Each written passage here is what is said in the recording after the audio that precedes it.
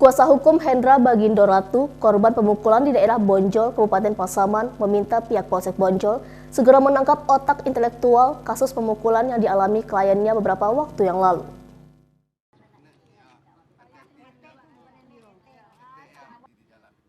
Kuasa hukum Hendra Bagindo Ratu, korban pemukulan yang terjadi di daerah Bonjol, Kabupaten Pasaman, menduga otak intelektual pemukulan yang dialami kliennya sampai saat ini belum ditetapkan sebagai tersangka. Tim kuasa hukum Hendra Bagindo Ratu mengatakan bahwa pemukulan yang dialami kliennya berawal dari undangan Datuk Ngamuk terhadap Rajo Bandaro dan Bagindo Ratu untuk menyelesaikan salah paham antara Rajo Bandaro dan Datuk Ngamuk.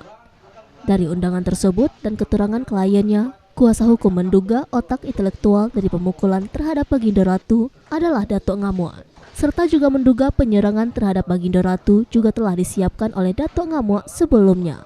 Dedi Haryanto Lubis, kuasa hukum Hendra Bagindo Ratu, meminta kepada Kapolsek tidak hanya menahan pelaku pemukulan, namun juga segera menangkap aktor intelektual pemukulan dan penyerangan kliennya.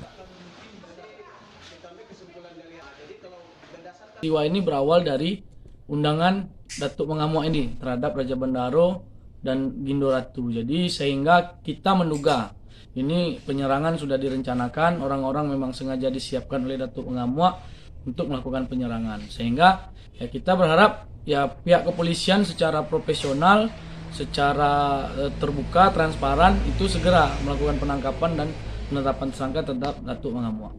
Nah, kita kemarin sudah ketemu dengan Kanit. Nah, Kanit bahasanya hanya akan melakukan pengembangan, akan memeriksa, akan segera melanjutkan perkara ini ya. Kedatangan kita hari ini nanti ke Polsek itu untuk melanjutkan BAP sebelumnya.